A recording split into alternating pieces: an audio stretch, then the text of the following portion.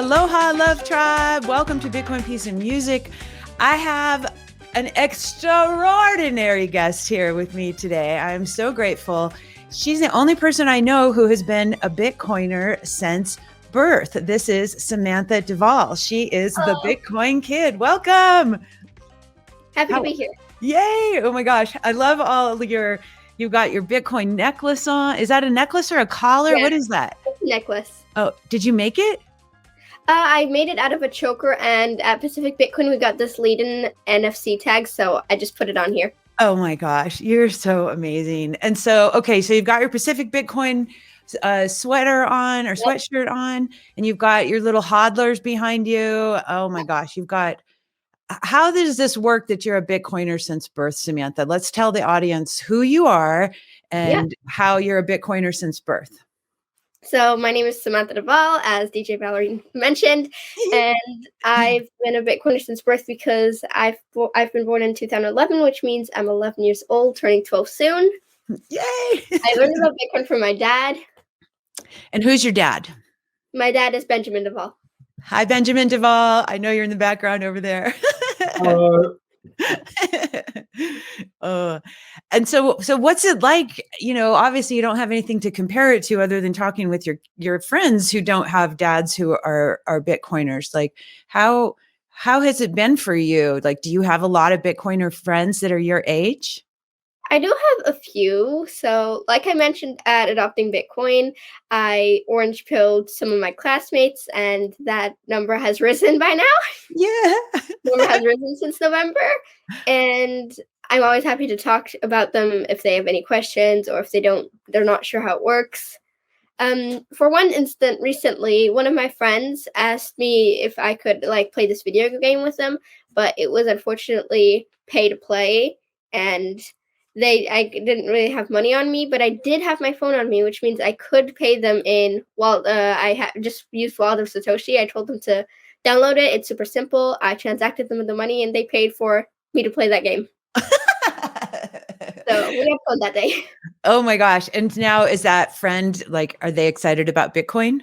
Yes. And they told their family about it. Their family are now Bitcoiners. Oh my God. You guys are the future. And I feel like us old timers are, we need to take some lessons from you of how to make this world a better place, and obviously how to orange pill people. And I remember at Adopting Bitcoin, and your dad, and he was on a panel, and you were kind of on the side of the stage, and then they called you up, and I didn't get to see you earlier speak, but I remember I was so blown away by you and the way that you just held yourself and your composure and just how fluid you were. And you're like, yeah, I was sitting over on the side of the stage and I just orange pilled somebody while I was waiting to come up. And I'm just like, oh my gosh. I got to learn. I got to put some of those notes in my playbook.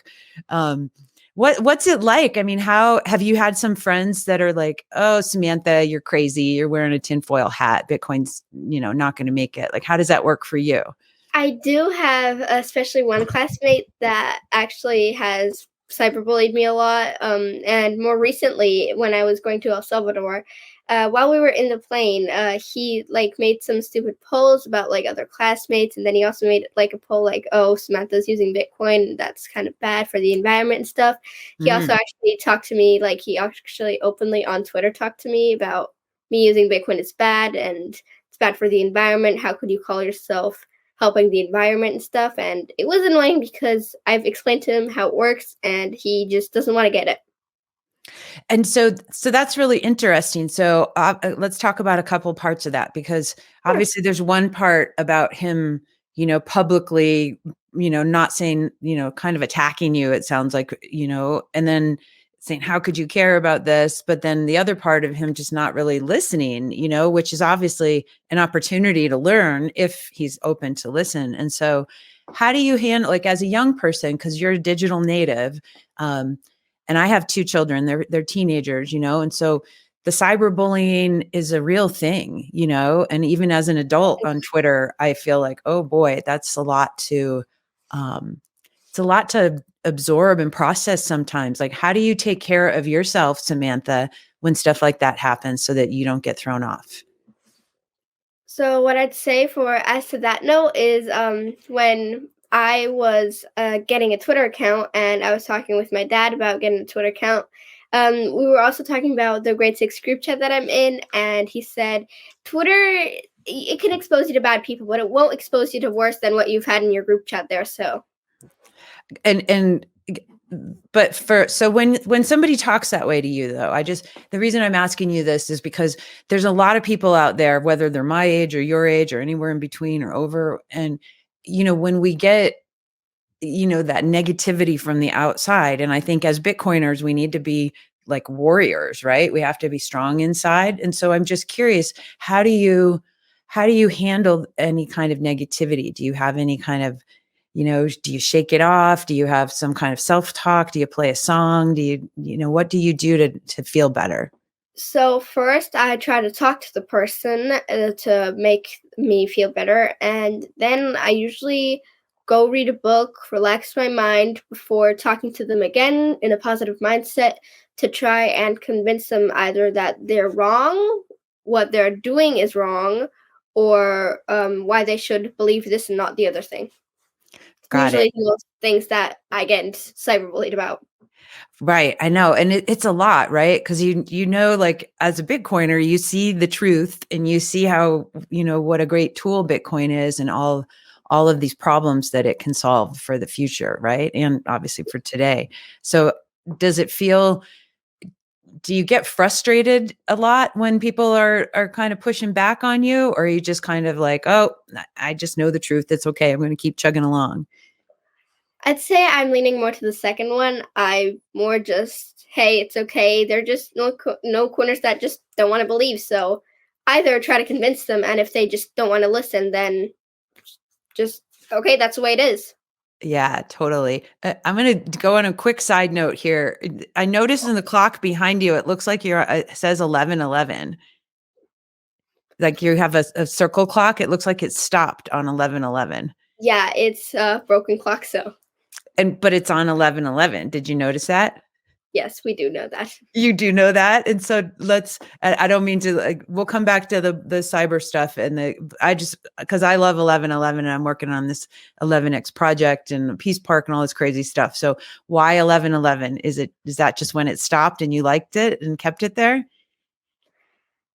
This is my dad's room, so Ben, what's up, dude? Why the 11:11? Did you keep? I remember I deliberately put it on 11:11 because I wanted to put it on something which is just an interesting looking number, and that's kind of one of the more interesting looking ones, but I didn't really have a reason beyond that. Isn't that funny? It's like numbers matter, obviously, yes. and they make you think of a certain thing or maybe feel a certain way. I don't know. I think there's something magic about math and numbers. So, okay. So Samantha, let's go back to talking to your friends, right? So whether it's this guy who's, clearly pretty stuck in he wants to be right and you're wrong and the environment's going to blow up and all this stuff. How do you, because those are they're important concerns. And obviously we have a lot of FUD out there that, the environmental impacts are, they're a concern for sure. And so, but obviously there's a reason why we have to have all this computing power. Like, how do you help people understand why it's so important that we do use energy and why it's important to use all this energy? So I definitely like to say that I help people understand what I believe so that they can see my perspective on it. And if they do not like that perspective, they can, of course, always go back to their own perspective.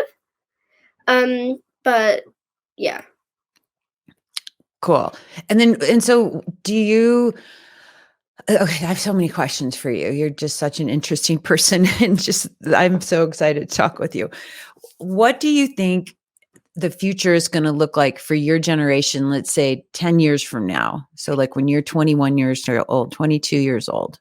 10 years from now, definitely have to try to separate some hopes and what I actually think it'll be like. So I think more countries will have adopted Bitcoin. I don't think the world will have adopted it yet, but definitely a few more countries, hopefully a big one. And when they do that, I think more people will start to realize, hey, this Bitcoin thing is interesting. Let's inquire more about it. Let's actually try to listen to these Bitcoiners. And then after a while, the world will get more full of Bitcoin until we start using it as our real world currency. And where do you see yourself in 10 years from now? What's your dream for, it's hard to dream for your whole life because we change as individuals, but maybe for like in 10 years, where do you see yourself as a young woman? In 10 years, I see myself on stage sharing to people about Bitcoin and maybe even acting in Bitcoin movies. I've always been very passionate about acting and always loved acting. And if anyone would ever have a Bitcoin movie where I'd have the opportunity to be then, I'd definitely go. Oh my gosh. Well, you know, we're working on Satoshi the Cyber Opera. Do you know this? No, not heard of it yet. Okay. Well, we're just literally going to start calling for singers and songwriters and people to be on stage. And part of the finale show, because we want to take this on tour and bring it all over the world on different stages at festivals and stuff. We want to have a section where the kids are on stage doing stuff. And so like the grand finale of children and the hope for the new world and all this. So perhaps we could talk about that off of this and see if any of that sparks an interest. That would be great. How fun. It's really cool to hear you say that. I mean, you clearly have, the DNA of a Bitcoiner, literally and figuratively.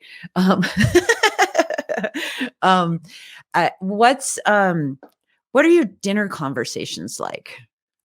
So usually while dinner, if we talk, then we talk about how our day was and what we hope will the next day bring and what we think about the day and how we think others were. Like we give a positive remark. For example, Dad, you did a lot around the house today. You started some laundry. You finally started your laundry. Like that. And we also talk about some negative remarks like, I don't like that today. I don't know. You forgot to make lunch, so we ate lunch an hour late, which doesn't usually happen. My dad is a great cook. I do have to say that. Awesome. And otherwise, we usually watch a movie or a TV show while dinner. So. And how about like where do you guys have like just random Bitcoin conversations? How do you involve Bitcoin in your conversations with your dad? So with my dad, he's a very smart person, a very intelligent and wise person. So we talk about whatever I feel like talking about. So whenever I think like, hey, I think bunnies might actually be secretly dogs, we start a conversation about that. Like it can be very random conversations at times. And usually we always find a way to kind of implement Bitcoin into there. And then we start talking about Bitcoin more. I think that's so cool. What do you see? Conversations always drift. It always kind of drifts over to Bitcoin. I know Bitcoin is this is the thing that I'm so fascinated with Bitcoin, because it's not just, oh, here's this little tool and it affects all these areas of our lives. It's not just, here's a credit card or something, I'm going to go get things. It really affects our consciousness. It affects our relationships. It affects, obviously our mindset and how we think about the future, and how we think about the problems today. I had asked you earlier about, with your friends, because I do like to talk about how Bitcoin impacts people's relationships. And so have you gotten a new set of friends that are like, Bitcoin's so cool, and you guys have like a lot more of a bond because of Bitcoin? So I definitely have really strong bonds with the friends in my class that I orange pilled and that actually talk to me about Bitcoin, and not so strong bonds with the kids that are like, hey, you're one of those Bitcoin freaks. What are you doing? It's hurting the environment. Stop doing that. Definitely not so strong bonds with them because I cannot agree with them on almost anything they say. So, yeah. Yeah, I know. I find myself too, just, I've had obviously a lot more years on this planet than you, and the people who I've been in relationships with in the past, I find myself like, of course I still love them, but I want to actually spend a lot more time with my Bitcoiner friends because I'm so fascinated still with all the layers of how Bitcoin works. And it's not fun being around people who put you down or think you're crazy or don't want to talk about it as much as you do. And then you feel like you might have to shrink a little bit around them so that they're not. Do you ever feel like you have to shrink in order to fit in at all with your other friends? If there are ever friends that don't really want to talk to me about Bitcoin and I still really want to be the friend, I usually just then try to make the conversation drift away from Bitcoin and then just talk to them about other things. And then later, when they're in a better mood, try to drift the conversation back to Bitcoin. I like your style. Thank you.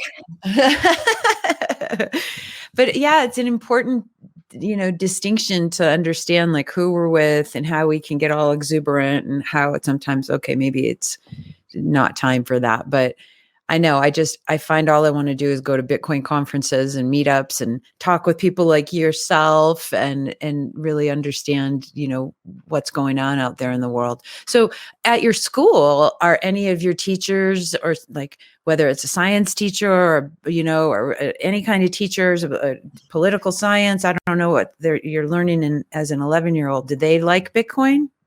So I did have one teacher very interested about Bitcoin. I gave her a Bitcoin sticker, gave her the Bitcoin Peace and Love sticker. Yeah. And I talked to her a lot about Bitcoin. And unfortunately, she left my school because of personal reasons. But it was definitely fun having her there. And I still have a German teacher that didn't know about Bitcoin, but I've talked to him about it. And he saw my performance on stage. Like, he looked it up on YouTube and he read about it. So he's starting to go down the rabbit hole.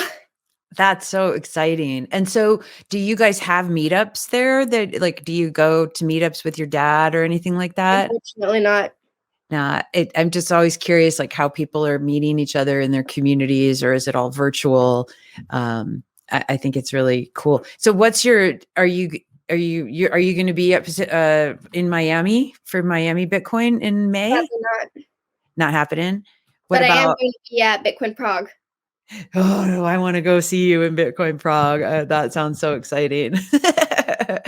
What about, are you going to go to Pacific Bitcoin in October? Maybe. Maybe. Okay, cool. That's exciting too. And so you're going to be speaking at Bitcoin Prague, right?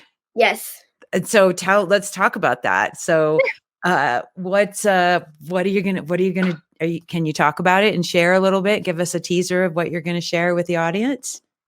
Sure. Okay. So I'm going to, of course, briefly talk about what I talked about in El Salvador, how it is growing up as a Bitcoin kid. I'm also going to talk about, what was it called? We might have to cut this part. I can't think of it right now. It's okay. Don't worry. You don't have to have your whole pitch out there. So I think there was something about more focus on how to get parents involved with their kids on Bitcoin. Oh, cool. Okay, cool. Yeah. Should I re-say that or? You're fine. Don't worry. People are so mellowed, like they know that this is like a chill thing. So you go ahead. So you can you can say it yourself. Okay. So yeah. Also focus on parents, how to get parents involved with their kids in Bitcoin. Cool. And so that's something that I think is cool. So do you want to talk about this project or this initiative that we're still kind of teasing out, the Bitcoin Kids Month? Sure. And so yeah, let's talk about that a little bit. Sure. So I definitely really wanted to get involved because I'm a kid myself, and I'd like for more kids to understand because they still have a long future ahead. Of course, adults also have a future ahead, but kids are the ones that will be around the longest. So I definitely want to have kids that understand about Bitcoin and learn about Bitcoin before it's too late and the fiat explodes. Totally. Right. And so, we, just for those of you listening, we're going to be launching, did we decide we're going to do it in June? I forget which month we haven't. Yeah. Is that the month we want to do it? Yeah. So we're going to do hashtag Bitcoin Kids Month, and it'll be an initiative to just start getting more media out there and interviews and opportunities for kids to get their voices out and, learn and share about Bitcoin. And so I think it was inspired from Pleb Minor Month. And, and so I thought that was really cool. And so I think the kids need to have a voice. How do you, who are some dream podcasts or dream, experiences and interviews that you might like to do? Because I would be very happy, Samantha, because you're clearly just an amazing person. Like you can guest host and we can bring people on if you want to interview them on my show. If you feel like doing something like that, I'd be more than happy to, help Yeah, you that do would that. be very fun. Who would you like to interview? Who are a couple people that you're So like, ooh, I want to talk to that person? I wouldn't actually have people in specific. I would have people that know a lot about Bitcoin or know little about Bitcoin, because it's interesting how to get a perspective of someone who's just learning about Bitcoin and how Mhm. they see things and what they do know, what they don't know, how it is for them as a kind of newbie in the Bitcoin space, Mhm. and for a real like person that has been in the Bitcoin space for a lot of years and inquired a lot about it. Do you think it would be fun? Because I had one. I've only done this on one episode, and I want to do more. But I had a friend of mine who was, pretty negative against Bitcoin, and then I had Patrick Melder from Lake Bitcoin or Bitcoin Lake in Guatemala, and so they both came on, and they go, and again, I'm still very. You're 11 years old as a Bitcoiner. I'm only 2 years old, so you're my elder. Um,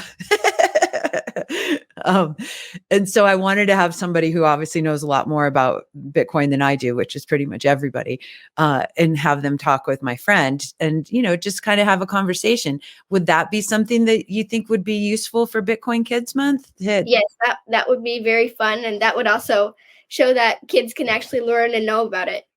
Cool. And we can Like, bring several people too. It doesn't have to just be two people. We can have like a yes, panel or make it kind of a cool group thing and make it fun. We can have some fun with it. there's actually a short funny story on the way to flying to Pacific Bitcoin to then go to Adopting Bitcoin. We were at the airport in Prague to fly there, and there was this kind of rude lady who wouldn't give us the tickets because she said, "No, this booklet which you have, which Germany gave you, the vaccination booklet, that is not acceptable. You have to have a QR code. I cannot give you the tickets." And then my dad and me were arguing with her, and she was always like, "Yeah, you're just a kid. Let me talk with your dad. You're not really interesting. You can't talk about this." But I did have a voice to say. I did have things to say, and I felt very frustrated at that moment. But then I finally went in and actually communicated with her, and even my dad thinks that we wouldn't have gotten the tickets without me. So Wow, that's I think amazing. I And think a kid's voice can be strong if we really try. I think so too. And I really admire that you stood up for what was right and you were able to get what you needed and wanted. Thank you. What do you think, like, because this is a really good point, Samantha. I think, kids' voices, like, you guys have a lot more, I think, intelligence than we do because of the access to information that you've had since a young age. Like when we were growing up, we had, a couple little books and would read them 20,000 times because that's all we had. We're like, but whereas you have access to this, infinite source of knowledge, the internet. And so I'd be curious, like, because adults still don't get that, and I don't think we give you guys enough respect, and I don't think we listen to kids enough, and I think we do need to give you a lot more opportunities to speak and be heard. What I would like to say is, whenever kids and adults talk, it's usually the adult that gets the majority. Oh, you're probably right, because the kid hasn't learned as much, the kid hasn't been around as much, the kid clearly can't be right in this instance. But you should always also take a kid's perspective as a possibility, because just because they're a kid, it doesn't mean that they're dumber. There can really be adults that are pretty dumb and just don't know how the world works, and a really smart kid that has learned a lot about the world, even though she's only 14 years old, 12 years old, 11 years old. Yeah, exactly. Well, and you've got, different perspectives on things than we do. Obviously everybody has your own, individual unique perspectives, but Yeah, definitely. I think, solving for adoption going forward, I think it's really, really important that we listen to you and your peers to see, like, what are the fears that you have for the future and how can Bitcoin be part of a solution? So what are some of the fears you might have for the future, Samantha? So I definitely have the fear of governments being like, no, we're not going to accept Bitcoin, and that they will be able to do something about it, even though I am pretty sure that they won't. But of course, there's always the possibility that scares me, even if it's like a 2% chance. It's still pretty scary to think about, especially because then fiat wouldn't work and most of us would be poor or even homeless. And I see myself as a caring, kind of passionate person that actually is very empathetic. So whenever I see a sad face, I definitely try to cheer them up. And whenever I see someone homeless, I feel really bad for them. And I just can't imagine the world being like full of homeless people and poor people because of inflation rate, because of governments not wanting to accept Bitcoin and fiat sticking around. Yeah. And how do you feel like, how is Bitcoin going to, in your eyes and your 11 years of wisdom and experience, how do you feel like Bitcoin, let's say, for example, we have a lot of homeless people where I live too, and it's a big problem. The cost of housing is very expensive here and it keeps, of course, going up. And obviously we have money printing, all that stuff. How do you see Bitcoin helping to solve for this problem? So And I know how it's a complex one. So yeah. So how I see it is Bitcoin has no one who can control it. Bitcoin is no one who can just take the money from you. It is your money unless you're one of those people that is like, hey, here's my list of seed words. Just like someone wouldn't exactly go like, hey, here's my password to unlock my phone. Take it. Take the data. It's all yours. So yeah, as long as you don't share your seed words, it is safe. It is yours. And since there's only 21 million, the inflation rate the value can't go down because there won't ever be more of it. It will always hold the same value.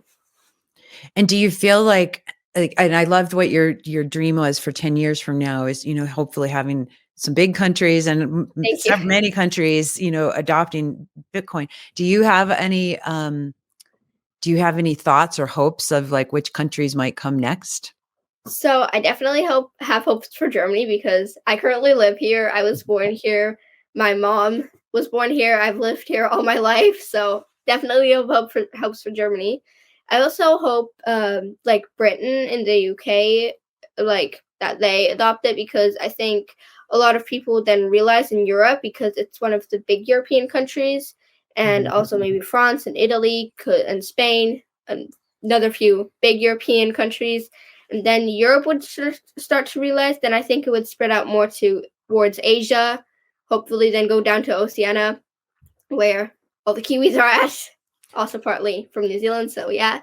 And then hopefully by then American continents are surrounded by that, so they also adapt to it. I love that. I love the spreading. You think about all the nodes spreading and we think about Bitcoin adoption spreading. So let's talk about El Salvador. I'll circle back to El Salvador. Have you ever been to Latin America prior to that trip? No, that was my first time. So I'd love to hear some impressions. Like, what was it like being there coming from Germany? It was definitely different. It was very hot. The air was very thick. Yeah. The atmosphere was different. It was like a tropical place. And Germany, it was today like -6 degrees outside. Oh, wow. That didn't exactly happen in LA or in El Salvador. Right. It was more warm because it was near the center of the earth, near the equator. Right. So it was definitely different how it felt, but it also definitely looked different. Like LA actually had palm trees. I have never before that seen a palm tree in real life. No way. First, like touch the palm trees and like feel how they feel, because I've never actually done that. It sounds like it's lighting you up. I love seeing how you're responding. Like, so did you like being at the ocean and because obviously both are different places. It was fun being in the ocean, except I got a little scar on my leg because I didn't know how ocean works, and I didn't know if I went that way that there would be rocks and kind of hurt myself. But yeah. Then my dad was like, "Sam, come!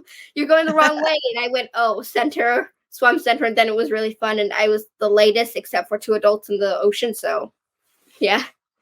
That's good. Well, yeah, the ocean is really, I mean, I feel like I have a mermaid tail, but I have to hide it here because I live in the mountains, but I love the ocean so much. It brings out so much joy in my heart, and it seems like it brings out joy in your heart too. Yeah, definitely. it's pretty cool for sure.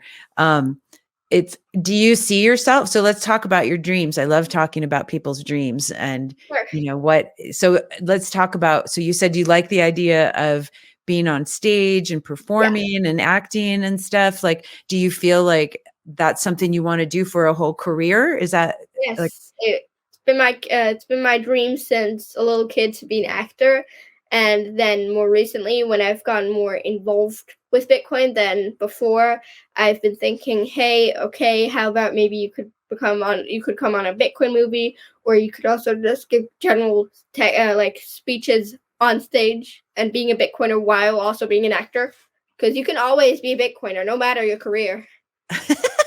Like I mentioned in El Salvador, Bitcoin doesn't care how old you are. They don't care about your gender. They don't care about your race. They don't care about what your religion is. They don't care about your career. You can always have Bitcoin because Bitcoin isn't a person that will refuse to give you money based off of one of those things I just listed, because I'm not going to list them again. Oh my gosh, you're awesome, Samantha. Thank you. It's true. It's so, but you're right. And it's like Bitcoin doesn't discriminate against anything. It just is. And that's what's so magical about it. And nobody's forced to use it, which is pretty cool, right? You don't have to it's not a forceful thing. And so that feels pretty neat. Fiat usually feels like, here, use this, otherwise you're not going to live. Yeah, you're not going to be able to transact and have your life, move forward in the way that you want it to. Let's talk about I want to hear what kind of acting, like, do you want to do drama? Do you want to do fantasy? Do you want to do, like, obviously we have this musical, like theatrical thing, like what lights you up most as far as like the genres? So I really like drama, fantasy, and action. Cool. I find all three of them more like engaging, and you see definitely a lot of spotlight happening. I'm okay with romance. Like, I'm not a big fan of romance, but it's on my neutral side. Like, it's not going to be a bad movie, but it's also not going to be the best movie ever. So yeah, it might be a good movie. And comedies would also be on the neutral side. Like, it might be a good movie, but not my very favorite. And on the bad side of movies, I would definitely have those movies where they try to be a comedy, but utterly fail. So they try to make, there's a big plot twist, but the plot twist is just too dumb to actually be like a good plot twist. And I'm just like, oh, well, that wasn't good. Do you see yourself, because it sounds like you understand the structure of stories, do you see yourself as a writer, perhaps, like writing movies or writing screenplays or anything like that one day? I've really seen myself as a writer, but I have always gotten good grades in English, and I've enjoyed it in school. So who knows, maybe that'll be something you can add to your resume of awesomeness. Who are some of your inspirational people in your life, of course, besides your awesome dad and family? Like, I would have said my dad is the most inspirational person in my life. We know that, well, let's just talk about him, because he's there and we want to give him some love. What lights you up about your dad? Why does he inspire you? So he inspires me because of his intelligence. I really want to be as intelligent as him, if not even intelligenter, if that's even a word. I also like how he actually is really passionate and kind about things and cares about things. He isn't someone that discriminates. He isn't a racist. He isn't a sexist, which unfortunately still exists in this world. And I also like how he has an understanding, and when I come to him with a problem, he's like my personal therapist. He will say, hey, Sam, it's okay. Don't worry. I'm still going to believe in you, and I'm going to help you fix this. Ah, yay, Dad. That's amazing. And it's super important to like have that positive relationship. And I feel, it's great to see that with the two of you. And obviously you have this shared connection of love of Bitcoin and, making the world a better place with kindness. Like I think, there's my finger. It sounds like this is something that you and your dad can relate to. Can you read it back there? It's mirrored, but I can say it says, in a world where you can be anything, be kind. And it sounds like, that we have sounds that actually in our classroom. We have that as a poster. Oh, cool. It's So true, right? And it's like yeah, you have a since I choice in how you handle stuff, right? And since so I go why to an international IB school, we have a lot of, hey, you should really be kind, you should really spread love. A lot of that's that. so that's so cool. And like, so in that school, obviously there's a variety of kids from different places. I remember we were Yeah. going to send our kids to an IB school and we ended up not doing that because we moved. But do you meet kids from all over the world at your school? Yes, I do. Actually, one of my closest friends is from Spain. Mm. One of my closest friends that left the school is from Japan. I have a lot of close friends from America. So they really come from all over, all continents. It's pretty cool. And what have you learned by having friends that come from all these different cultures and continents? So I've definitely have learned that it gives me a mixed accent. I don't really have a Britain accent or an American accent. I just have this mixed international accent. And I can switch between accents. Like if I'm talking with my British friend, I will usually my voice will just adapt to a British accent, or if I'm talking with my American friend, my voice will kind of go more into the American accent. So just kind of happens automatically now. Isn't that so interesting? I find that similar too. Like I don't have international friends right now around me, but I know when I go to the South or different places, it's like because it's fun. I kind of like talking the Yeah, way that they talk. It's like I enjoy it. So I definitely enjoy traveling as well. So yeah, it's cool. So where are some dream places that you want to visit on Earth? I definitely have always wanted to visit a big city like New York because I've Ooh, just haven't been exposed to something like that. It's would be just a new experience, even though I hear that it's crowded and full and sometimes not so nice because it's littered, but I definitely do want to see it because it's just different from other places. And I definitely want to see the most different, unusual places because that's the most fun. right? And then it opens up your whole window of Yeah. perspective again, like, whoa, well, what else is possible out there if this is here, you know? Yeah, Um, that's not, and obviously if you want to be an actor, you maybe get to travel all over the world and see different places for your sets and locations. Who knows? Like exactly. that's pretty exciting for sure. Um, so you're obviously super creative. You made this choker. Let's talk about your creative endeavors and passions. What else do you like to do besides make cool Bitcoin jewelry? I really enjoy digital art. I actually made Oh, my dad's profile picture and I've drawn other people. I've drawn my mom, I've drawn my brother, I've drawn Kiwi actually that I met at Pacific Bitcoin who wanted me to draw her and she paid me for that. nice. That's awesome. And so what are you using? Like, are you using a tablet with a digital pen thing? I use my phone and I usually just use touchscreen. Whoa, that's Like awesome. I actually really want for my birthday like a pen or I might even want the pro app upgrade from that app so that I can use all brushes. Yeah, it's pretty cool. Like, isn't it amazing what we can do with like digital stuff these days? What Definitely. have you journeyed into Mid Journey yet in any of the AI art platforms? Yeah, inquired into some of them, but I don't really like the AI artists that they complete the drawing for you. I'd rather have more creativity and start something from scratch.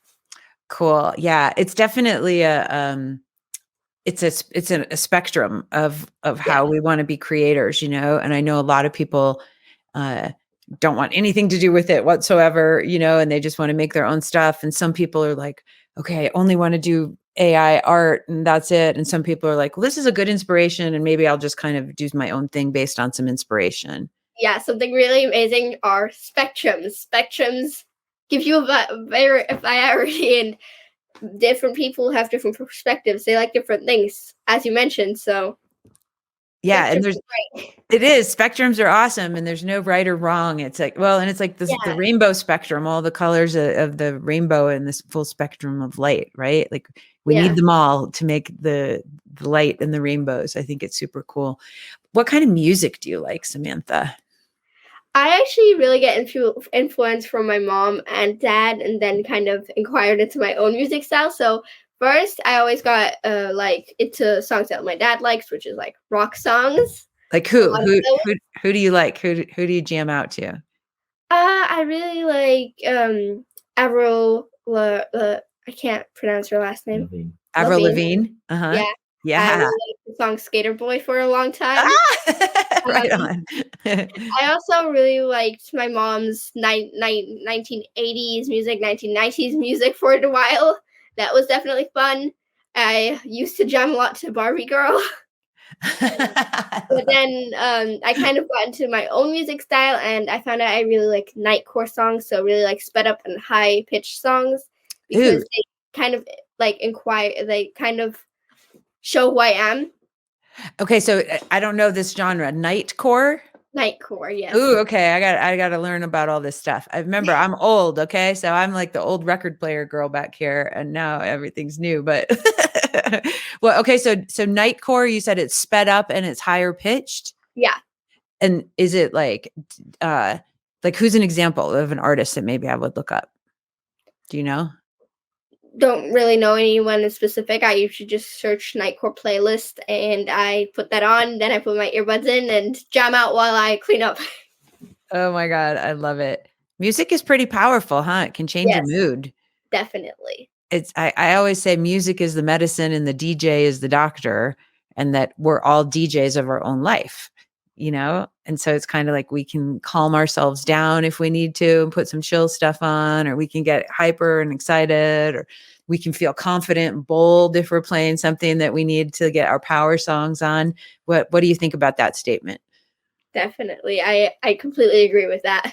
Yeah, it's fun. And I think it's cool. And, the reason I named this podcast with Bitcoin, Peace, and Music was because, I'm a huge peace activist. I love peace, and I wish the whole world could enjoy inner peace and outer peace. Right. And I think That is a very important thing about life. it is. Right. And I think we can achieve it, and I think Bitcoin and music are these tools that can lead us to that pathway. Right. And so, I think it's I just love to hear how people use music in their life, to help their moods and feel better and feel more empowered and stuff. It's pretty cool.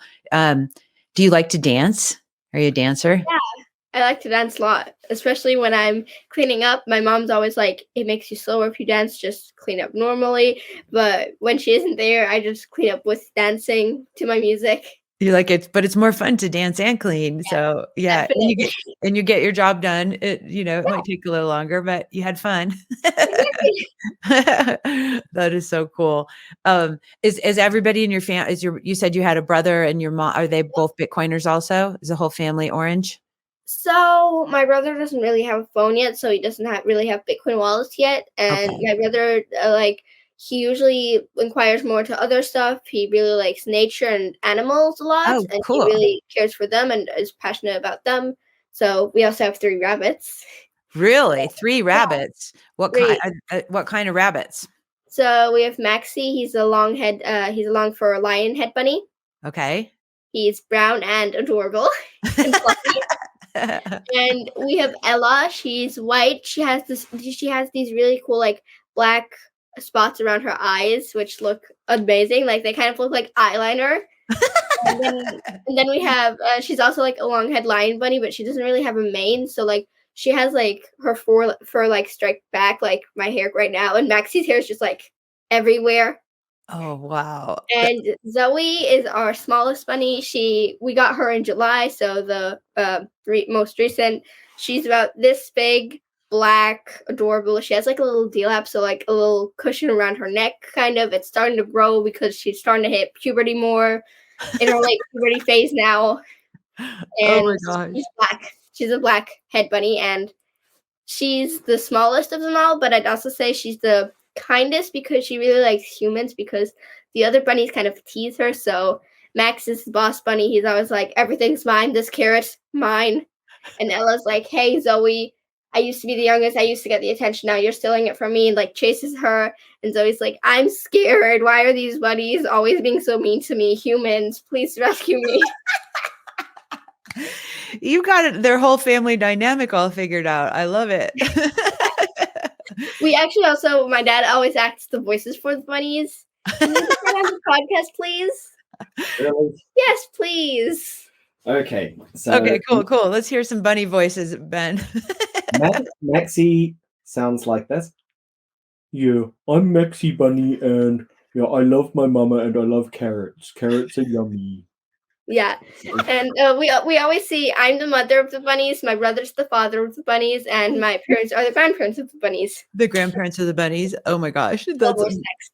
Okay, yeah, what's next? Who's next? Ella. Ella, the white bunny. Yeah, this is Ella's voice. Ella's a very interesting bunny, and I like to explore. I'm an explorer bunny. I like to wander around the house. And chew cables and chew wallpaper. Yes, that too. Yeah. Oh I God. can't believe I'm doing these voices on a podcast, but okay. Oh God. You didn't know you signed up for this, huh, Ben? Exactly. You should have just followed Mom's advice and went somewhere else instead of sitting here. Yeah. The last one's Zoe, because she's small. She's got a very high pitched voice. So this is Zoe. Zoe's very timid, and she likes to get yummy food, but not when the other bunnies are stealing it. Bravo! What a wonderful performance. We all have to clap for. We did this on a podcast. Come on. Yeah. Hey man, it's peace, love, and Bitcoin, peace, and music, all the good stuff, and bunnies, Bitcoin, peace, and bunnies. Yes, I love it. Oh my gosh. Well, okay, so that was so entertaining. I'm so happy. I have all these good, happy chemicals flowing through from that. The sticker I mentioned earlier, which I gave to the teacher, this one. Oh, Bitcoin is a peaceful revolution.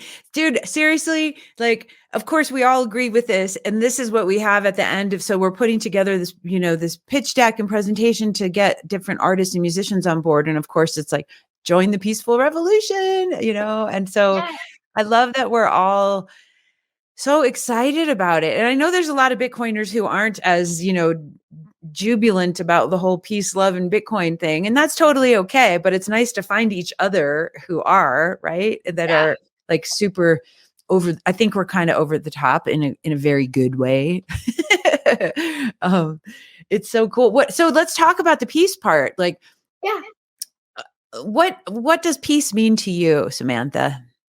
So peace, like I mentioned in El Salvador, really means to me that everyone gets everyone gets fair chance and a fair amount of what they deserve. So like I mentioned there, fair is what people earn, fair is what people deserve, fair is what people get because they deserve it.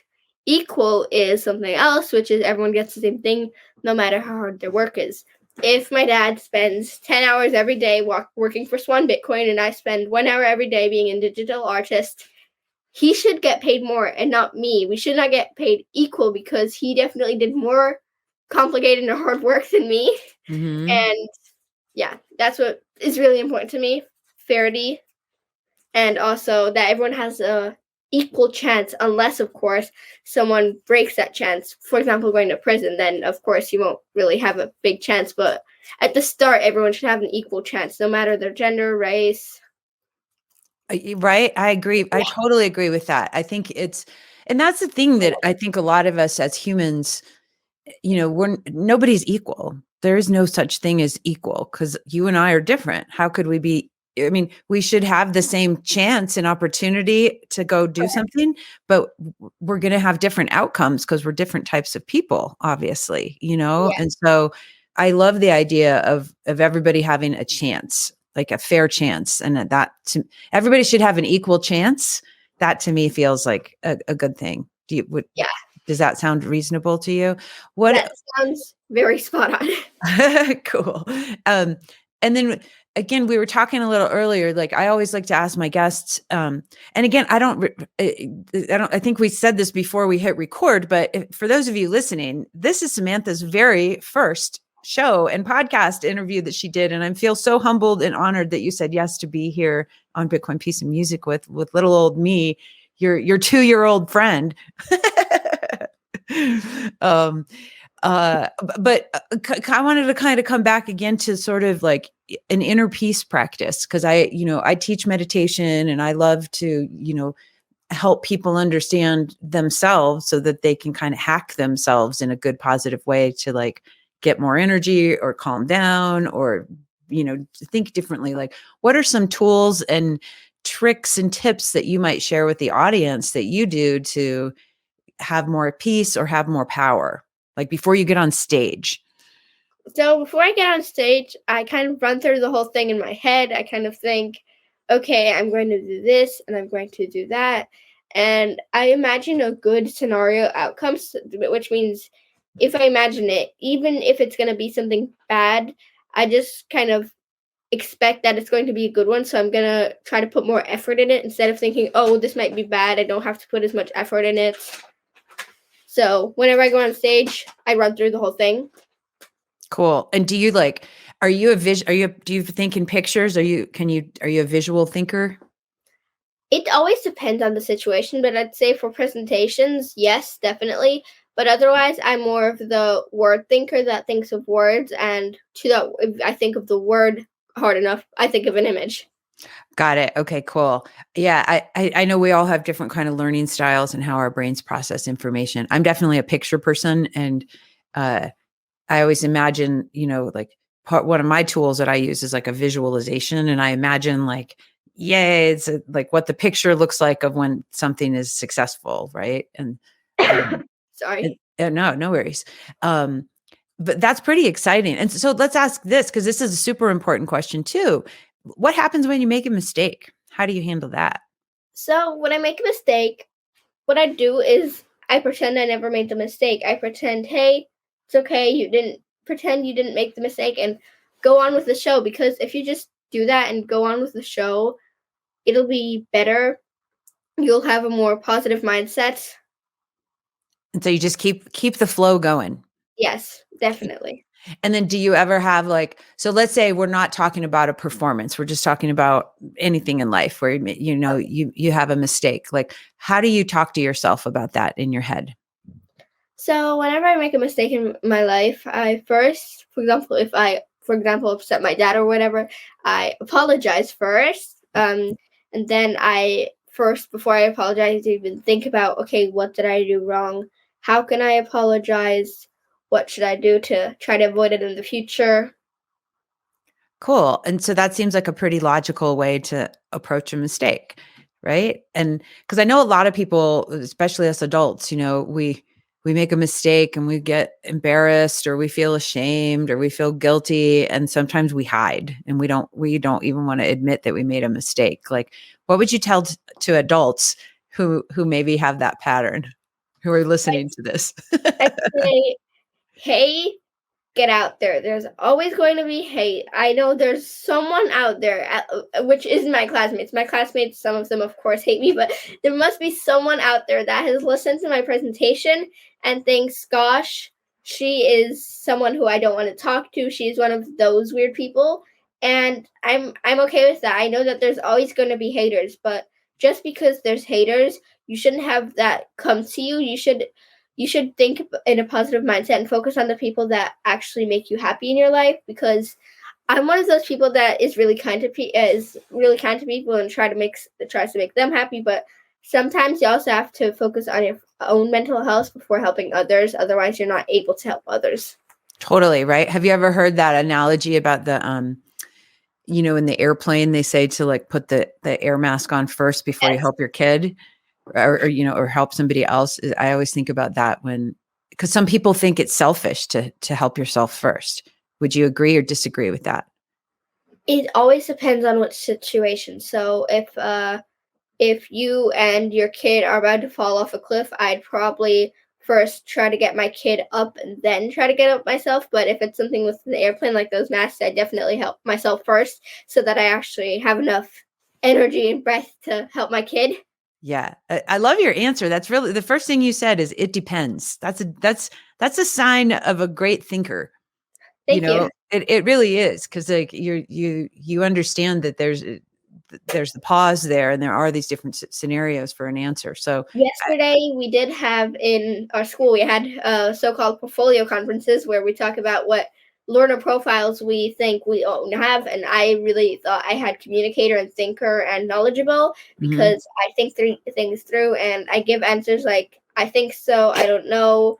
it depends. Meanwhile, other people are just those plain people that go like, yes, no, okay, 4th of July, 4th of May, like just a day, the weather is sunny, yes or no. So they have plain answers, and it doesn't really bring much excitement. You have to have a kind of answer that really fits to what you're trying to express, and a creative answer. Do you feel like that may have rubbed off on you from your dad, the way that For my he dad is a and thinker? for my school, especially because my school is all about creativity and teamwork. So That's super cool. So how many types of learners are there in your assessment that you would get, like, from yesterday? Do you remember? It's so okay if we you don't. So I'm yeah, just so the curious. learner profiles that we could have would be thinker, knowledgeable, caring, open-minded, risk taker, balanced, and I don't really remember the rest. That sounds pretty reasonable there. I know, and like we all have all of those components, and some of them are just a little stronger, and and I think it's I'm working on a book and a project, and part of the stuff I teach, I tell people, I'm like, we go to school and we learn all these things, but a lot of times we don't learn about ourselves. And I say, what if we all got a MeHD instead of a PhD? And so really, like, learning about what kind of a learner are you? What's your love language, right? What are some of your tendencies, so that you can kind of hack your life in a positive way, and know what your strengths and weaknesses are, and know what where you're going to gravitate to in the future. So I think that's kind of an important thing. What do you see yourself, like? I know you're 11, but you're so advanced as an 11-year-old. Are you a family woman? Do you see yourself having a family when you get older? Yes, I've definitely always wanted to have kids so that I can share with them about my life experiences. And of course, I definitely know that I cannot force my kids to do anything. Like, I cannot force my kids to like Bitcoin. I cannot force them to think the way I think. But I think it would be fun trying to teach it to them and trying to have that pique in their interests as well, so that they learn about the world like that. Do you think, like, because I'm so curious too, and I asked you the question about 10 years from now, because right now, obviously, when the internet was first coming around, it was like, oh my gosh, it's crazy, nothing's going to happen, it's going to be great, and so there was all this weird stuff, and nobody really knew at the beginning, like, what was going to happen. And now it's just like internet's everywhere, it's ubiquitous, right? And so do you feel like that you're even going to need to have conversations about Bitcoin in, let's say, 25 years from now? Do you think it's going to be so widespread like the internet is, that it just sort of works in the background? I think not just 25. I think even when Bitcoin is the world currency, there will still be so many podcasts and interviews and live shows about that, because it is just a so open and interesting topic with so many different subcomponents. Right. And I know, because it really does affect all these different areas of our life, and Yes. I find it, because you think, like you were saying, like, people having a fair opportunity and different ways, that Bitcoin can help the world that way. What do you think, like, if I gave you a magic orange Bitcoin, orange pilling wand right now, and you could use it to, solve a problem that we have with communicating for Bitcoin adoption, what do you think we could do with that magic wand? Like, what problem is something that we really need to focus on? So I think we need to focus on different people's perspective. Like we already mentioned both before, Bitcoin is one thing which not everyone likes that perspective about. Other people are more into, hey, everything should be this way, the bank way, the boring way. And we just have to we don't have to try to change their opinion, but we just have to try to make Bitcoin fit to their opinion, not change Bitcoin, but find a way to explain Bitcoin which best suits them, so that they can understand it their way, and then maybe want to inquire about more ways that other people understand Bitcoin, because Bitcoin is seen in different eyes by different people. Yeah. So what I'm hearing you say, Samantha, is we need to be great listeners, Yes, definitely. and uh, I when we were in El Salvador, Samson Mao we were at an after dinner party thingy, like, I don't know, it was a dance thing. And I saw him and I was like, oh, wow, look, it's you. That's so cool. Right. And so I was like, how's it going? I saw him do his talk and I was like, what are you up to next? And he's like, I'm going to, I forget which country he was going to, but he's going to some country to talk to the president or something, which is, that's his jam. And I was like, oh, are you going to orange pill him? And he just looked at me. He's like, I'm going to listen to what he has to say. And I just was like, oh, right. Okay. Yeah. Yeah. And so that was really, because I think we get so excited about, here's the good news. We found fire, or we saw the wheel that, we want to give it and share it with everybody. And we forget to take that step back and listen to other people's problems and perspectives, and I know I've been guilty of that because I get too excited and I don't listen enough. But it sounds like you have an experience with that's a good way to approach things. And what do you hear aside from the environment is like an objection that a lot of maybe, is possibly a common objection that you hear from perhaps your friends?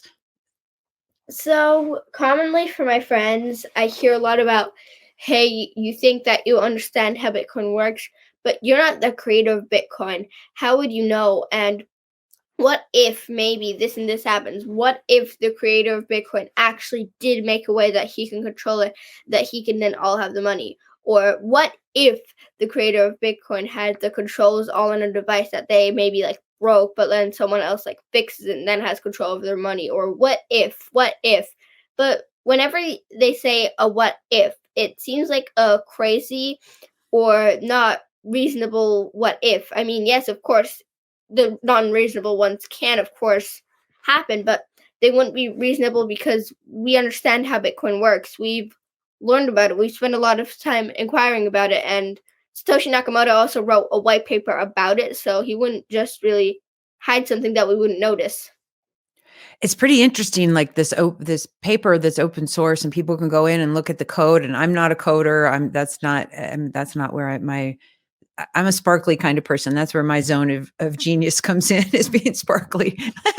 but it's like, it's so interesting that it's so open, right? Because there's so much in the world that's really behind closed doors. You don't know how stuff works. Nobody knows how the Twitter algorithm works or any of that, right? And so I think it's a really fascinating way that it has in, creation, discovery, however people call it. What do you call it? Do you call Bitcoin a creation or a discovery?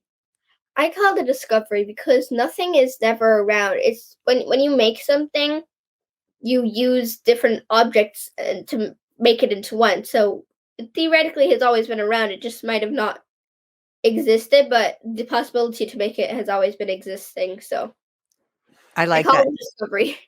It is. It's like every single thing, because our thoughts are even influenced by other people's thoughts that we listened to or heard, and learned from. And so it's like, I consider every, discovery or creation like a remix of something from the past that we're assembling now into this new thing, and whether it's a song or Bitcoin or a building or whatever, I think it's really, there's no new ideas or there's no new things. It's all just remix and up level kind of thing. So I think that's really cool. What do you think Satoshi Nakamoto is a person? I'm just curious. What are your thoughts as a young person? Like, do you think it's a person? Do you think it's a group of people?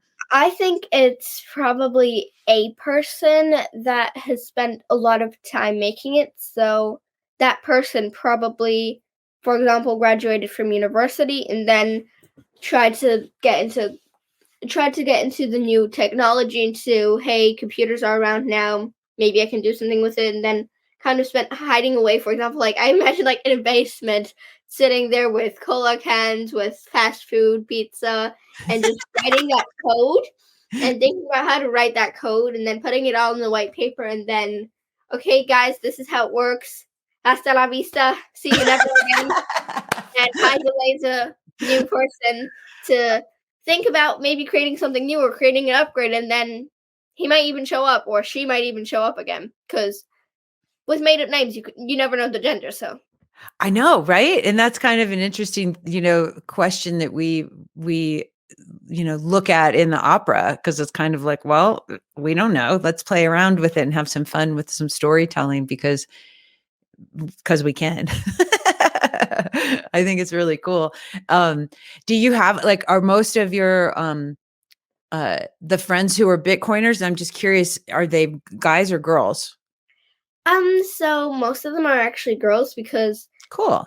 the girls in my class, they just kind of listen to me more. The boys in my class are going through that puberty phase where they don't really understand sexual words, but use it in a term that they probably shouldn't. Like, whenever there's math, like, the boys always shout out, like, oh, I know, the answer's 69. And the girls are just looking at them like, oh my God, how can you be so dumb? Like, do you even know the meaning of that word? It's just because it's trending on TikTok or whatever social media platform you're using, that doesn't mean that it's just like what you should always say. Oh my God, you're making my face as pink as my sweater. And us girls, we're kind of more the ones that actually like pay attention in class and are like, okay, we're not gonna make those kinds of jokes. We're actually gonna focus on what we're doing here. And I tend to then talk to them more. And whenever I talk to the boys, they have those like comebacks. I like try to socialize with them, and they're like, "Did I ask? Was that necessary?" And I'm just trying to start a conversation. So Oh gosh, it's so yeah. it is a really interesting thing, especially at this younger age. Like my son is a teenager, my daughter's a little bit, they're both teenagers, but she's the older one. And just the way that their energies are and the way that they engage, and they're so different. Like do you find that with your brother, like that you guys are super different energetically like that? It always depends because he's younger. Depends. He's There you go. not really in puberty yet. He's an 8-year-old, so turning 9 soon. So we do have 3 years difference, which is not a small distance, but also not like a really big difference. So we do still get along. So it's some things that interest me also interest him. That's And pretty cool. if we go back to the whole classmates thing, we also have Yeah, yeah. another really big thing we have is when I was telling the people in my class, hey, I'm gonna have a like interview with this awesome person, DJ Valerie, and you guys like want to see the like the podcast or whatever, like I can send you guys the link because I know they're most likely interested. The girls were very interested and like listen to what I had to say, and they were like, yeah. And then the boys just randomly came and were like, you have to mention me in the interview. You have to say my name. I will watch it until I hear my name. Oh, cool. Okay. So do you want to, you can say whoever's name you want, and that would Sure. be so fun. Yeah, totally. Give some shout outs to your friends, Samantha. That's awesome. I did talk to them about, I'm not just going to say your names. Like, I'm just not going to say, these are my classmates. They wanted me to give them shout outs. Here they are. I'm actually going to talk about what their opinions are on Bitcoins because I had that in El Salvador too, but it was a bit long to fit it all to one slide, all my peers' opinions. So I can happily talk about it here. You can totally happily talk about it. You can talk about anything you want, Samantha. The Sure. sky's the limit. We have my classmate Anna. She was the girl that I orange pilled while sitting and waiting for me to go on stage. Okay. Okay. She's always very nice and like very understanding, and she really inquires into when I say something. So like I'm kind of like a role model for her. So she always thinks like, so Sam says it in this way. That's a really interesting new way that I haven't like heard it in yet. And she has heard a lot from Bitcoin, but from her brother, which her brother's older. He's like 17 or something, and he thinks Bitcoin is just some way to earn money. He's one of those traders with Bitcoin. So she also had like knew a bit about it, but then she asked for my advice and what I think about it, and I taught her that there's more aspects to Bitcoin than just earning money. Totally. And so what was the thing that stuck out to you in that conversation? Did she catch on to anything that was like, oh, really? I didn't know it could do this. So she definitely didn't know that you could actually like have Bitcoin and like store it as money. She thought you can just buy it and then sell it and like that's it. It's like you get more money. Just like it's a game. Whenever you get more money, like yeah, you might have earned like $10 extra, $20 extra just by trading it, and someone just gives more money as like, hey, because I really want this or whatever. And so she didn't know that you could hold on to it and that it might actually become something big. Got it. Okay, cool. So that's really neat for her. And so, so is she starting to hodl now a little bit, or how do you do that with your friends? So I'd say most of my friends, either they kind of start to slowly go into the like, yeah, okay, I'm going to learn about it very slowly from you and from other people and other classmates and friends that are just like, okay, so what's the information? What do I need to know? And then instantly basically become Bitcoiners. That's amazing. And what's your orange pilling process, Sam? How do you So, orange pill people? How do you do that? The best process I'd explain with the next classmates that I'm going to shout out Okay, to. Maya with a Y, don't spell it wrong because we have 2 Mayas in our class, and that's why we call them the M&Ms. Okay. And she's Maya with a Y. She's so what I did with her is she was like, I was like, hey, I'm going on stage in El Salvador. Do you maybe like want to listen or whatever? Because you mentioned earlier that you kind of want to know like what Bitcoin is because I talk about it a lot. And she's like, definitely, like, send me the link, send me everything. Text me before stage, text me when to text you, text me when it's over. And then I was talking to her, hey, so do you even actually know like what Bitcoin really is? She's like, not really, haven't learned about it much yet. My dad is one of those people that's like, Euro is the system, Euro is what we'll do. And my mom is the person that is like, just listen to your dad.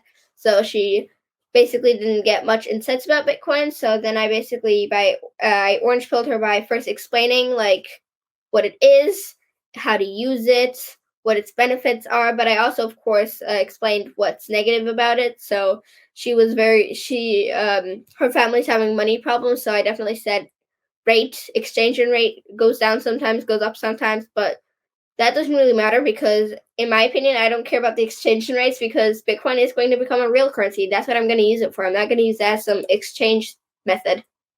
Totally. And so what was her response to all of this? Her response was, I'm definitely going to ask for more opinions because it's always better to have more than one opinion. I agree with that totally. Totally.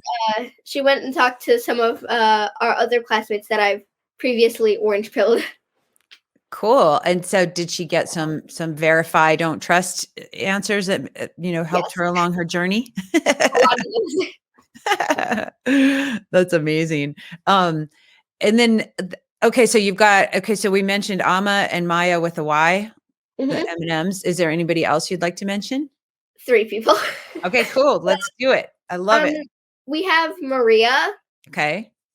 And Maria was always very like, she was like, okay, this is Euro. Okay, this is, for example, like US dollars. Like, she didn't really know so much about digital currency. She knew, of course, there's Apple Pay, there's credit cards. Yes, there's all of those, but like, those are basically just Euro and dollars put into the system, right? Like put online.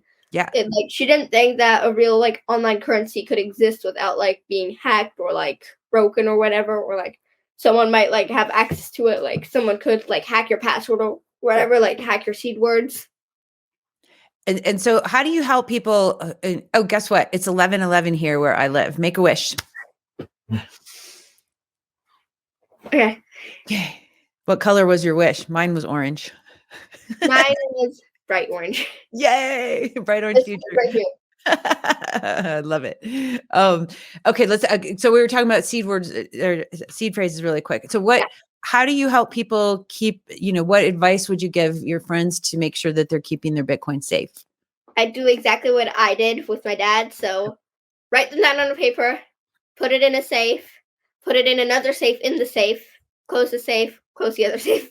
There you go. Okay, cool. And so that's an awesome idea. And so I know there's so many different ways that people keep track of their security, right? And there's obviously trade-offs and levels and things of how we want to, store our future wealth, hopefully. I think that's really cool. And so, okay, so you like Wallet? You usually would tell your friends to use Wallet of Satoshi? I think it's a good beginner wallet. Of course, it's not the best wallet because, like, yes, you have people that you are entrusting with your money, but I do think it is a good wallet for quick travel, for quick transactions, and a very good beginner wallet. So recommend that for beginners. Okay, cool. A wallet of Satoshi for all you folks listening here. And okay, so we have Maria. Who else do we have? 2 boys actually now. Yay! All right, the boys. Yeah, Oscar and Albert. Okay. So basically, how they inquired into Bitcoin is 4th grade actually already.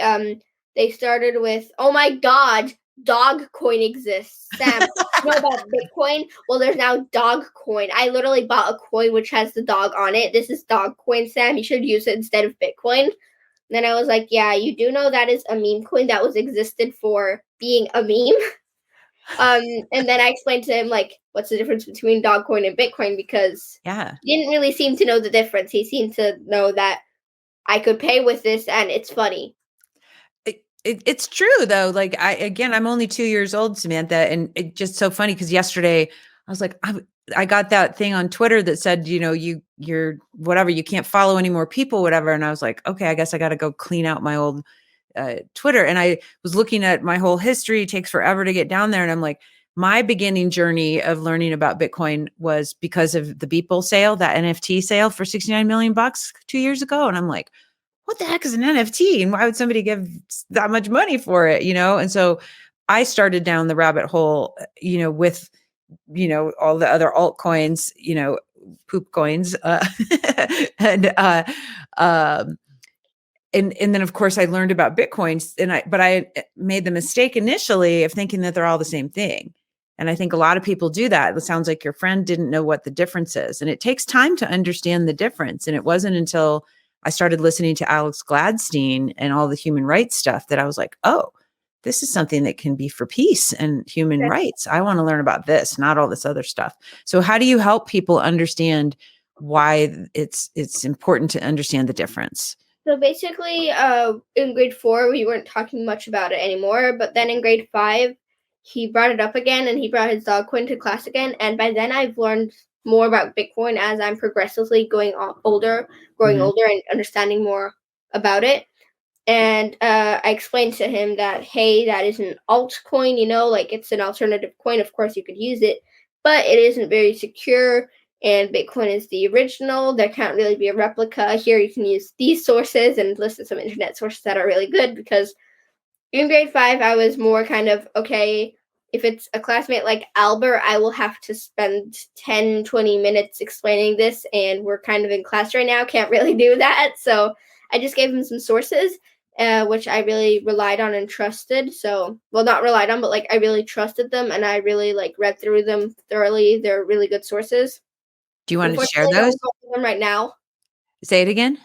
Unfortunately, I don't remember them right now. So no worries. It's totally cool. Who okay. So we mentioned we've got Alma, Maya, Maria, Oscar, and Albert, right? Yep. So you guys have got an awesome friend in Sam. I'm so impressed with your buddy. So hang out with her and go to Bitcoin conferences with Sam and go see her a bit. Are they going to come to Prague? Or do you think you'll get some friends that might be able to go with you? One of my other friends, Alana, spelled Alanna. Okay. She's going to Bitcoin Prague because her dad is a Bitcoiner.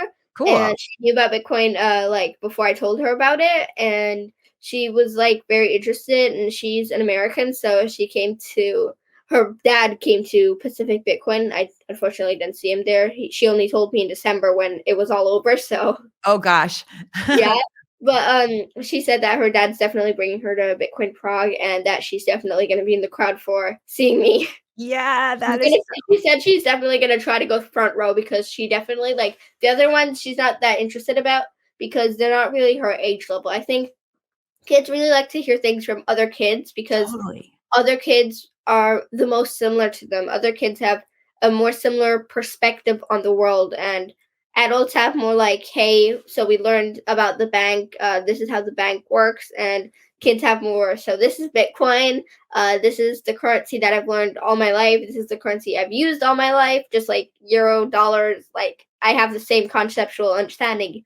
And adults have more understanding of this is bank, and also this is Bitcoin. But I know more about bank, so let's talk about bank. Yeah, exactly. And they're adults. And this is what's interesting, I think, too, Sam, because like money generally is kind of a boring topic. It's not that like, oh, let's go have a podcast all day long about money. And Unfortunately, at yeah, Bitcoin conferences, it's always the financial side that gets displayed a lot. And I'm not the really fan of financial side. I'm more a fan of creative side and what you can all do with Bitcoin, because there's millions of possibilities, really. there's millions of possibilities. And I think it's cool to have your voice and other people's voices, especially from the creative side of things, to see like what can we do with this? Or have you been paying attention to all of the stuff with the ordinals and the inscriptions and stuff that's been going on lately? Not really. I don't know if your dad knows, but apparently there's My dad something does. where he does. Yeah, He I has mean, dogs. it's yeah. It's definitely a hot topic among a lot of people, and certainly there's a lot of people who are like, "No, this is terrible," and some other people, like artists, are like, "This is great. Let's do this." It's similar to like an NFT type thing, I guess. And um, so I think it's like it definitely opens up a lot of conversations. I'm not sold on anything to me that could accidentally compromise the future of the integrity of Bitcoin. I'm very skeptical of, even though I want artists and musicians to thrive, I'm not, I don't know. I need lots and lots and lots and lots more data before I have an opinion. um, but I think it's cool. And so I could talk to you forever, Samantha. Like you're so interesting to me. And like we have a lot in common. Obviously, we love Bitcoin and We art. might have to make a part 2 interview. Dude, let's do it. Okay. Well, I think we're going to have to make lots of parts if you want to do that. Because Sure. what about like, because obviously we've got Bitcoin Kids Month coming up, but I think, Yeah. I think it's important, like you said, like for the young people, like you guys are going to be here a lot longer than us, I'm pretty sure. It's very important that we get your voices out there to your community, and so how can us adults help you? If you could ask us adults in the Bitcoin community, how could we help you? You're the younger generation of Bitcoiners coming up. So I think how you could definitely help us is expose us to more Bitcoin, like different sides of Bitcoin, because different sides always help different perspectives, and kids have a variety of perspectives. They have very open and creative minds, in my opinion. So Totally. Yeah. You haven't. Well, I remember Gigi was saying, do you know who Gigi is? yeah, And so we were talking about orange pilling and like we have a little group call once in a while. And he was talking about how it's like, we need to focus on the kids because their brains haven't been all crustified like us old people, and it's like the young people need to get more, more opportunities because you guys are still forming your ideas and opinions of what money is and how the world works. And so, um, how do you think we could achieve that? Like to get, again, like having obviously more exposure, like, do we need more kids podcasts? Do we need to have kids tracks at the Bitcoin conferences? How do you think we could help you get your voices out there to other kids?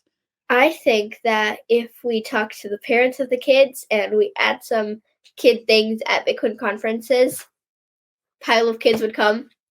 Do you think Parents definitely need to talk to their kids. If the parents don't talk, the kids really do see parents as they're like, "You're my idol. You're my star. I follow what you do. Like, I learn from you."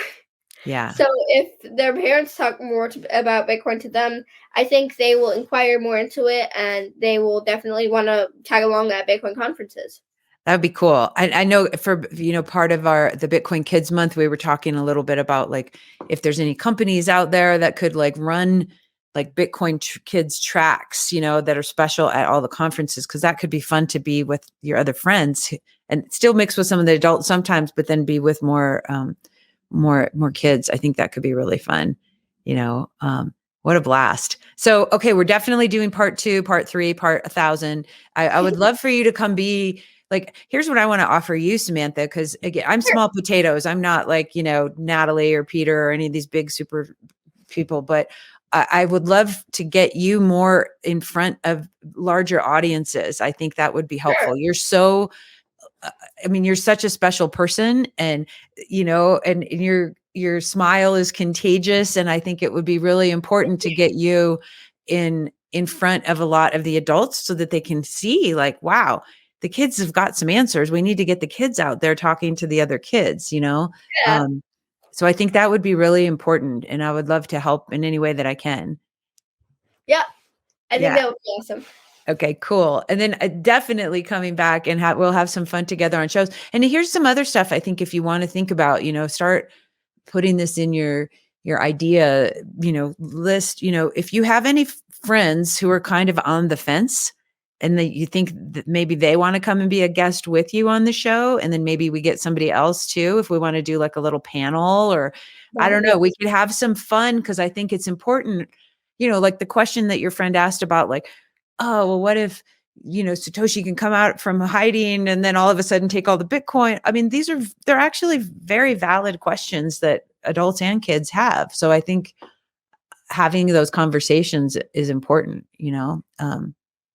So yeah, think about if you want to bring, you know, a friend back, and we can maybe have your dad come on, or we can have somebody else who's totally neutral, and we can have one with your dad and do a different episode with someone else. However you want to do it. I'm game to all of the above.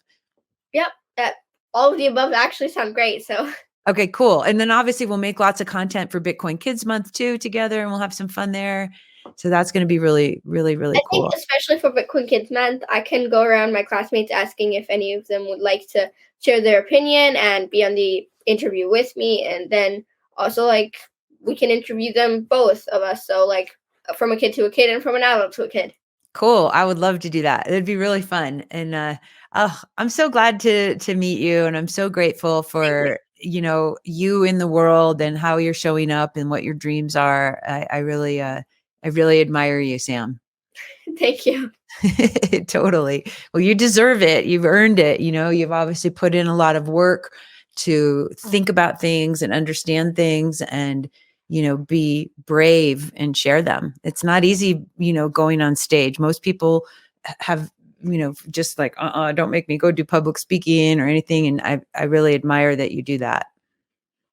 Yeah, fun fact, we had a circus show rehearsal with, like, before grade, like, smaller than grade 1ers today, and I was one of the people that actually had to talk about what our group was going to do, and I was terrified because our group wasn't well prepared. The kids were like, we were supposed to do like to the Gummy Bear song we were supposed to dance, and then the kids, like, we were like, okay, we have to bow now, and the kids are just like, more dancing, and we're just like, come on, this bowing time, it's a performance. Well, it's the practice performance, but tomorrow's the final performance. So this was like the sub-final. Like, yeah, it's like, come on, you got to do the next thing. You either got to bow or you got to go like do the hula hoop thing. And they're just like, more dancing, and more walking and jumping, yay! And then I was the one having to talk and reflect, and I was kind of embarrassed, but I think I slayed it. So. I bet you did. I bet you played it very well and very cool and smooth, I'm sure. Thank you. Okay, so one last wish, like what, for whoever's listening out there, whether this is your friends or some new people or some adult Bitcoiners, what's one piece of advice that you would give them to become the happiest versions of themselves? I'd say don't let yourself get down. I've endured a lot of cyberbullying in the past, as I mentioned, especially from two people. It actually also happened on my birthday, which wasn't exactly the greatest birthday ever, but just don't let yourself get down. Think, hey, okay, what are they saying? Is it right?